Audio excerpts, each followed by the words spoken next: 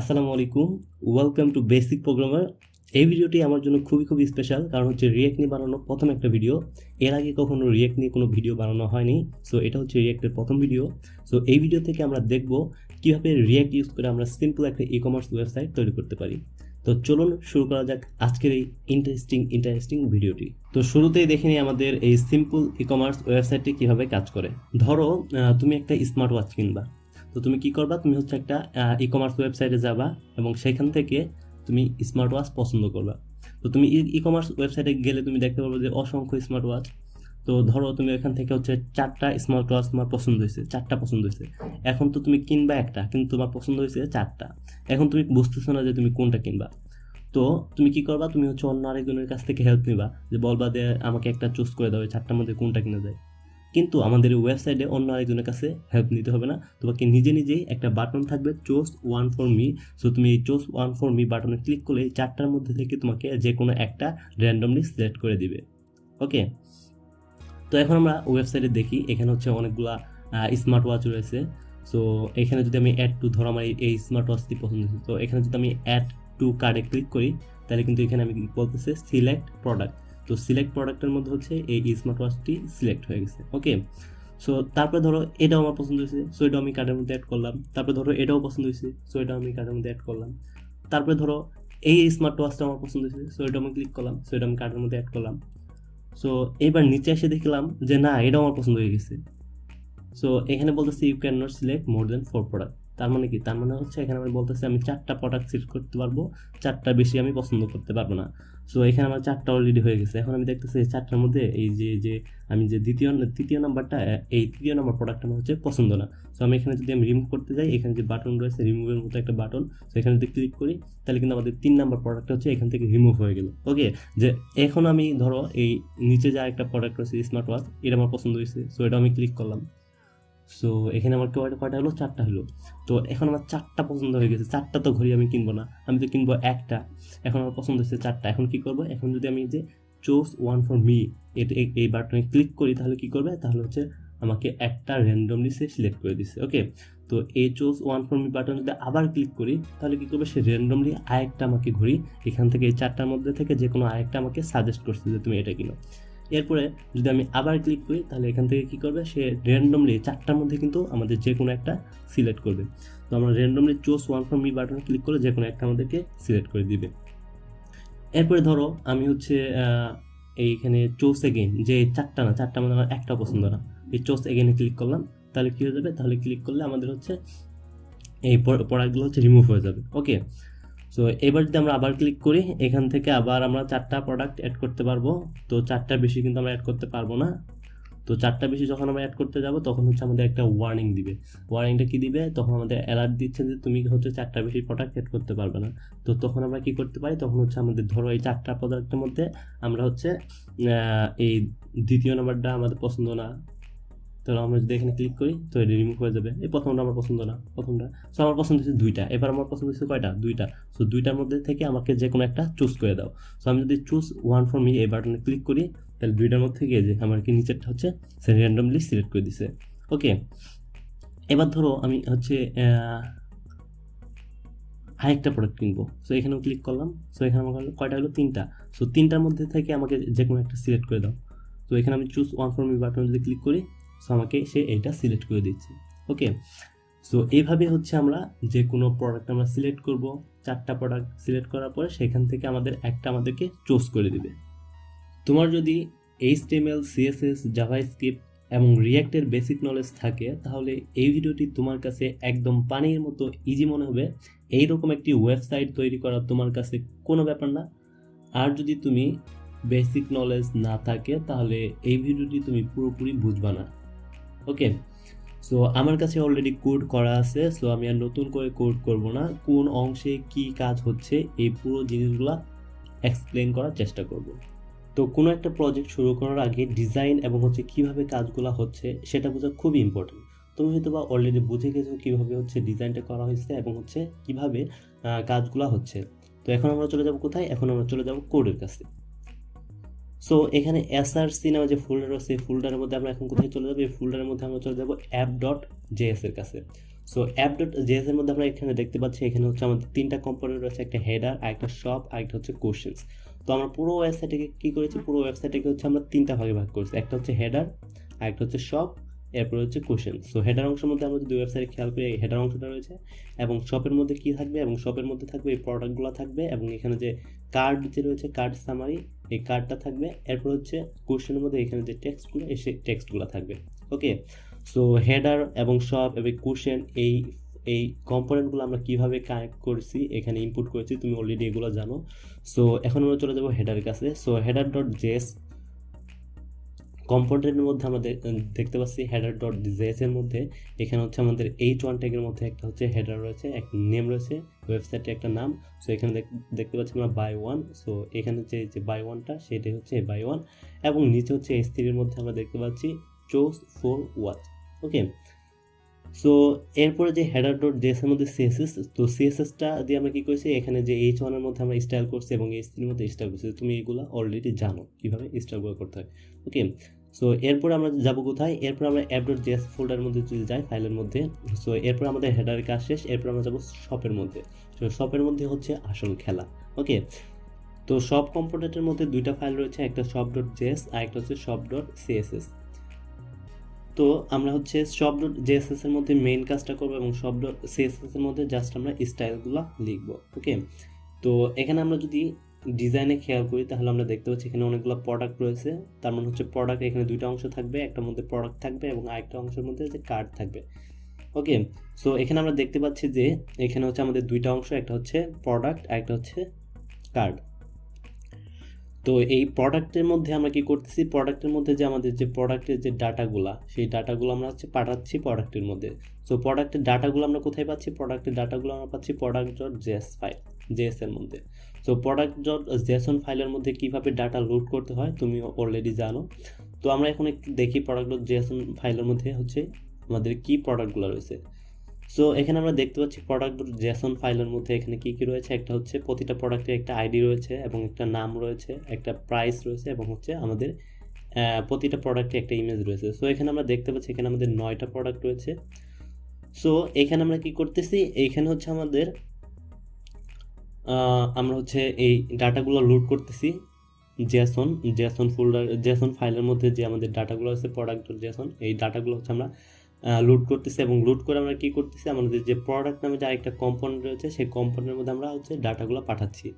So এবার যদি আমরা প্রোডাক্ট কম্পোনেন্টের মধ্যে যাই, সো প্রোডাক্ট কম্পোনেন্টের মধ্যে হচ্ছে দুইটা ফাইল রয়েছে, একটা প্রোডাক্ট ডট জেএস আর একটা product dot CSS. So product dot JS ফাইলের মধ্যে এখানে আমরা দেখতে পাচ্ছি যে আমাদের যে প্রোডাক্টগুলো পাঠাচ্ছি সেই প্রোডাক্ট আমরা হচ্ছে পাচ্ছি, এখানে হচ্ছে প্রোডাক্টের নেম পাচ্ছি এবং প্রোডাক্টের প্রাইস পাচ্ছি এবং প্রোডাক্টের ইমেজ পাচ্ছি। সো একটা একটা করে এখানে হচ্ছে আমরা ডাইনামিক্যালি ইমেজগুলো একটা একটা করে ইমেজ আসবে এবং একটা প্রোডাক্টের নাম আসবে এবং প্রোডাক্টের প্রাইস আসবে।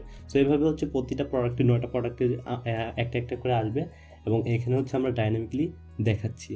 সো এরপর নিচে আমরা দেখতে পাচ্ছি নিচে হচ্ছে একটা বাটন রয়েছে, এবং বাটনে যে এই যে ডিজাইনে যদি আমরা খেয়াল করি তাহলে এখানে প্রোডাক্টের একটা ইমেজ, প্রোডাক্টের নাম, প্রোডাক্টের প্রাইস এবং নিচে হচ্ছে একটা বাটন। সো এই কাজটাই হচ্ছে আমরা এখানে করেছি। ওকে, সো প্রোডাক্টের মধ্যে এই কাজটা আমরা করেছি এবং এই কাজগুলো হচ্ছে তুমি অলরেডি জানো, ডাইনামিক্যালি করা হয়েছে, যার ফলে যে কয়টা হচ্ছে আমরা পাবো জেসন ফাইলের মধ্যে যে কয়টা হচ্ছে আমাদের প্রোডাক্ট থাকবে সবগুলোই হচ্ছে আমাদের একটা একটা করে দেখাবে। ওকে, সো এখন আমরা হচ্ছে আবার চলে আসি শপ ডট জেএস এর মধ্যে। তো শপ ডট জেএস এর মধ্যে আমরা দেখতে পাচ্ছি এখানে দুইটা অংশ, একটা হচ্ছে প্রোডাক্ট আর একটা হচ্ছে কার্ড। সো আমরা অলরেডি প্রোডাক্টে দেখে ফেলেছি, এরপর এখন আসি কার্ড। সো এখন আমাদের কার্ড কম্পোনেন্টের মধ্যে দেখি কি আছে। কার্ড কম্পোনেন্টের মধ্যে দুইটা ফাইল, একটা হচ্ছে card dot CSS, card dot JS. তো কার্ড ডট জেএস এর মধ্যে আমরা দেখতে পাচ্ছি এখানে হচ্ছে আমাদের একটা হচ্ছে H2 এর মধ্যে রয়েছে সিলেক্টেড প্রোডাক্ট, যে প্রোডাক্টগুলো আমরা সিলেক্ট করবো সেই প্রোডাক্টগুলো এর নিচে শো করবে। এরপর হচ্ছে চোজ ওয়ান প্রোডাক্ট। তো চোজ ওয়ান প্রোডাক্টের মধ্যে কী করবে, এখানে যে হচ্ছে যে প্রোডাক্টগুলো আমরা সিলেক্ট করবো সেখান থেকে যে কোনো একটা প্রোডাক্ট আমাদেরকে এখানে হচ্ছে চোজ ওয়ান প্রোডাক্ট এর নিচে শো করবে।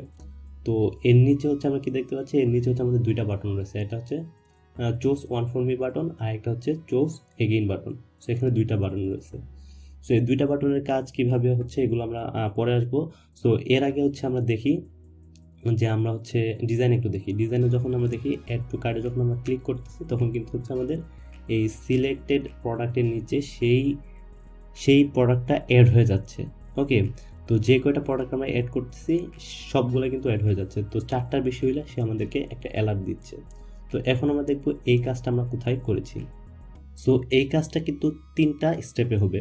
সো আমরা যখন product.js এই ফাইলের মধ্যে যে বাটনটা রয়েছে এই বাটন যখন ক্লিক করব তখন কি হবে, হ্যান্ডেল অ্যাড টু কার্ড। তখন কি করবে, হ্যান্ডেল অ্যাড টু কার্ড এই ফাংশনটাকে কল করবে। সো এই হ্যান্ডেল অ্যাড টু কার্ড এই ফাংশনটা আমরা কোথায় লিখেছি, এই ফাংশনটা আমরা লিখেছি shop.js এর মধ্যে। তো shop.js এর মধ্যে আমরা দেখতেছি handle add to card. So handle add to কার্ডের মধ্যে আমরা কি বলতেছি, যদি 4টার কম হোক তাহলে তুমি সেই প্রোডাক্টকে অ্যাড করবা, আর যদি 4টার বেশি হয় তাহলে তুমি আমাকে অ্যালার্ট দিবে। ওকে, সো এটা আমরা হ্যান্ডেল করতেছি। সো এটা এখন শো করতে হবে, এটা আমরা কোথায় শো করতেছি, এটা আমরা শো করতেছি এই কার্ডের মধ্যে, তাই না? সো এই কার্ডের মধ্যে আমাদের সেই প্রোডাক্টটাকে পাঠাতে হবে। সো এটা আমরা পাঠাচ্ছি কোথায়, এই যে কার্ডের মধ্যে। ওকে, সো কার্ডের মধ্যে আমরা সেই প্রোডাক্টে পাঠাচ্ছি। সো আমরা যদি কার্ডের মধ্যে খেয়াল করি card.js, সো card.js এর মধ্যে আবার কী কী রয়েছে, card.js এর মধ্যে আমাদের এই যে সিলেক্টেড প্রোডাক্ট, এর মধ্যে যে কার্ডের মধ্যে যে প্রোডাক্টগুলো আসবে সেগুলো কি করবে, সিলেক্টেড আইটেম নামে আরেকটা কম্পোনেন্ট এখানে আমরা লিখেছি। সো সিলেক্টেড আইটেমের মধ্যে সেই প্রোডাক্টগুলো পাঠিয়ে দিবে। তো এবার যদি আমরা সিলেক্টেড প্রোডাক্টের মধ্যে যাই, সিলেক্টেড কম্পোনেন্টের মধ্যে, তো সিলেক্টেড আইটেম ডট জেএস এই ফাইলের মধ্যে যদি আমরা দেখি তাহলে এখানে আমরা দেখতে পাচ্ছি এখানে যে প্রোডাক্টটা আসবে সেই প্রোডাক্টের ইমেজ দেখাবে এবং নেম দেখাবে এবং একটা বাটন এখানে শো করবে। তো যখন আমরা কি করতেছি, এখানে 3টা কাজ হচ্ছে। এখানে যখন আমরা প্রোডাক্টের মধ্যে বাটনে ক্লিক করতেছি তখন কি করতেছে, তখন আমাদের এখানে আমাদের shop.js এই ফোল্ডারের মধ্যে এটাকে হ্যান্ডেল করতেছে। এই যে হ্যান্ডেল অ্যাড টু কার্ড এখানে হ্যান্ডেল করতেছে। যদি 4টা হয়, 4টার কম হয় তাহলে সেটাকে আবার পাঠিয়ে দিচ্ছে কার মধ্যে, পাঠিয়ে দিচ্ছে এই কার্ডের মধ্যে। সো কার্ডের মধ্যে আবার কি করতেছে, এই যে কার্ড ছিল কই, এই যে card.js। সো card.js এর মধ্যে আমরা সিলেক্টেড আইটেম যে আইটেমগুলো সিলেক্ট করবে সেই আইটেমগুলো সিলেক্টেড আইটেম কম্পোনেন্টের মধ্যে পাঠিয়ে দিচ্ছে। তো সিলেক্টেড আইটেম কম্পোনেন্টের মধ্যে ইমেজ দেখাচ্ছে এবং ওই যে প্রোডাক্টটা পাঠাচ্ছে সেই প্রোডাক্টের নাম দেখাচ্ছে এবং সাথে আরেকটা রিমুভ করার জন্য, সেই প্রোডাক্টকে রিমুভ করার জন্য আরেকটা বাটন আমরা এখানে লিখেছি। ওকে, সো এখন যদি আমরা ডিজাইনে একটু খেয়াল করি, যখন আমরা এই সিলেক্টেড আইটেমগুলো তো পাচ্ছি, যখন আমরা এই সিলেক্টেড প্রোডাক্টের পাশে যে আমাদের যে আইকনটা রয়েছে, এই রিমুভ আইকনটা রয়েছে, আইকনে যখন আমরা ক্লিক করতেছি তখন কিন্তু সেই প্রোডাক্টটা সেখান থেকে রিমুভ হয়ে যেতেছে। ওকে, সো এই কাজটা কোথায় এখন আমরা দেখব। তো এখানে এই আইকনে যখন আমরা ক্লিক করব তখন আমাদের কি হবে, তখন একটা ফাংশনকে কল করতেছে হ্যান্ডেল রিমুভ আইটেম। সো এই ফাংশনটা আমরা কোথায় লিখেছি, এই ফাংশনটা আমরা card.js এর মধ্যে লিখছি। সো এই যে হ্যান্ডেল অ্যাড টু রিমুভ, তো যখন আমরা সেই বাটনে ক্লিক করতেছি তখন কি করতেছে, তখন সেই সিলেক্টেড আইটেম থেকে সে একটা কি করতেছে, রিমুভ করে দিতেছে। একটা যেই আইটেমটাকে আমরা ক্লিক করতেছি সেই আইটেমটাকে সেখান থেকে সরিয়ে দিচ্ছে। এরপরে কার্ডের মধ্যে যদি আমরা দেখি, কার্ডের মধ্যে আরও 2টা বাটন রয়েছে, একটা চুজ ওয়ান ফর মি আর একটা চুজ এগেইন। তো এখন আমরা দেখব choose one for me button কিভাবে কাজ করে। সো এবার যদি আমরা একটু ডিজাইনে খেয়াল করি, যখন আমরা চুজ ওয়ান ফর মি বাটনে ক্লিক করতেছি তখন কিন্তু আমাদের এইখানে যে সিলেক্টেড যে প্রোডাক্টগুলো রয়েছে, যে আইটেমগুলো রয়েছে, সেই আইটেমগুলো থেকে যে কোনো একটা আইটেম কিন্তু আমাদের প্রদান করতেছে এবং সেটা র্যান্ডমলিভাবে।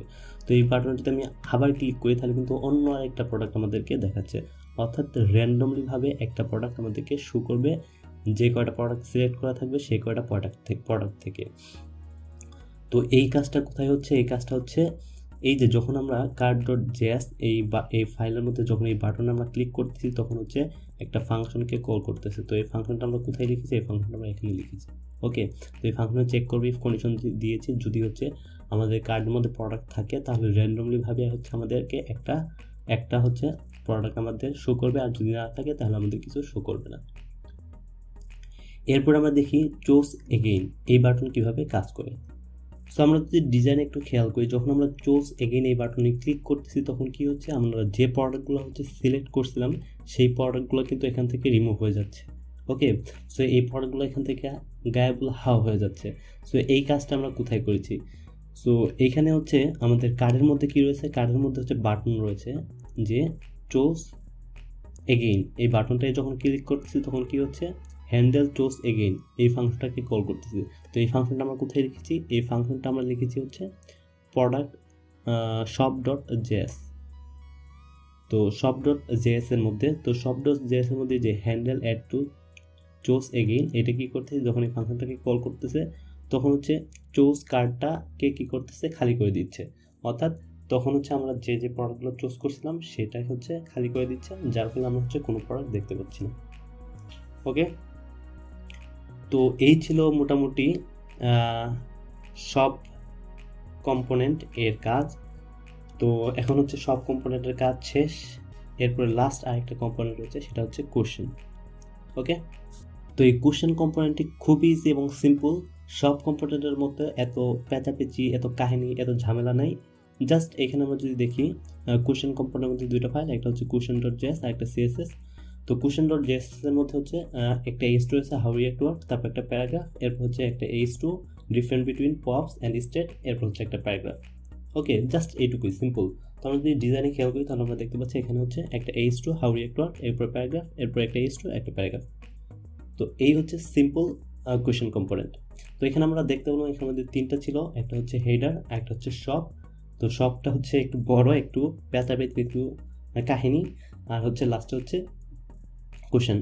তো এই ছিল মোটামুটি আজকের একটা প্রজেক্টের ওভারভিউ। তো এই সিম্পল প্রজেক্টে যদি আমি এক লাইন করে ধরে ধরে কোড লিখতাম তাহলে আমাদের কনসেপ্টগুলো আরও বেশি ক্লিয়ার হতো এবং সেটার জন্য আরও বেশি টাইমের প্রয়োজন হতো। আসলে সময় স্বল্পতার কারণে সেটা সম্ভব হচ্ছে না, আসলে ব্যস্ত থাকার কারণে তেমন কোনো ভিডিও বানানো হয় না। এরপরেও চেষ্টা করতেছি ইনশাল্লাহ, সময় পেলে ভিডিও বানাবো আরও। তো এইরকম ইন্টারেস্টিং ভিডিও নিয়ে তোমার সাথে কথা হবে নেক্সট কোনো একটা ভিডিওতে।